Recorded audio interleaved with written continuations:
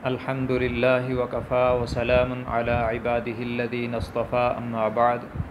معزز سامعین و ناظرین، اس سے پہلے کہ ہم اپنی ویڈیو کا آغاز کریں، آپ کی خدمت میں گزارش ہے کہ اس ویڈیو کو شیئر کریں، لائک کریں اور پلیز ہمارے چینل کو زیادہ سے زیادہ سبسکرائب کر کے صدقہ جاریہ میں ہمارے ساتھ شریک ہوں۔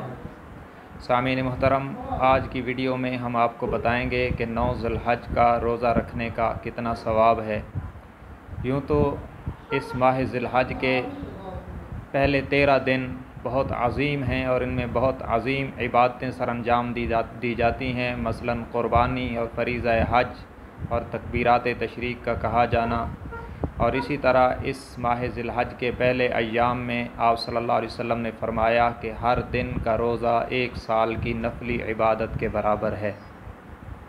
مگر ان ایام میں بطور خاص 9 ذی الحج، جسے یوم عرفہ بھی کہا جاتا ہے، اس دن کے روزے کی خصوصی فضیلت احادیث کی بہت ساری کتابوں میں آئی ہے۔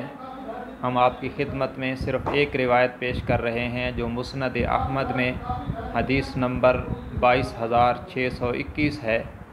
اس میں آپ صلی اللہ علیہ وسلم نے فرمایا، جو شخص 9 ذی الحج کا یعنی یوم عرفہ کا روزہ رکھے، اس کے 1 سال پہلے اور 1 سال آئندہ کے گناہوں کو معاف کر دیا جاتا ہے۔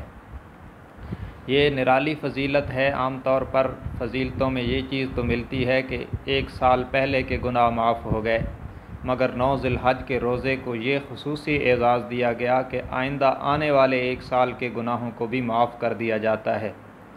اگرچہ علماء کرام نے آیات قرآنی اور دیگر روایات کو دیکھ کر یہ کہا ہے کہ یہاں صغیرہ گناہوں کی معافی کی بات ہے، مگر اخلاص کے ساتھ اور مشقت کے ساتھ روزہ رکھنے پر اگر اللہ صغیرہ کے ساتھ کبیرہ گناہوں کو بھی معاف کر دے تو اس کی رحمت سے کوئی بعید نہیں ہے، اور اگر صرف صغیرہ گناہوں کی معافی ہو تو تب بھی بہت بڑی بات ہے کہ 1 سال پہلے اور آئندہ آنے والے 1 سال کے صغائر کو معاف کر دیا جاتا ہے، جو ذخیرہ آخرت بنانے کا بہت سنہری موقع ہے۔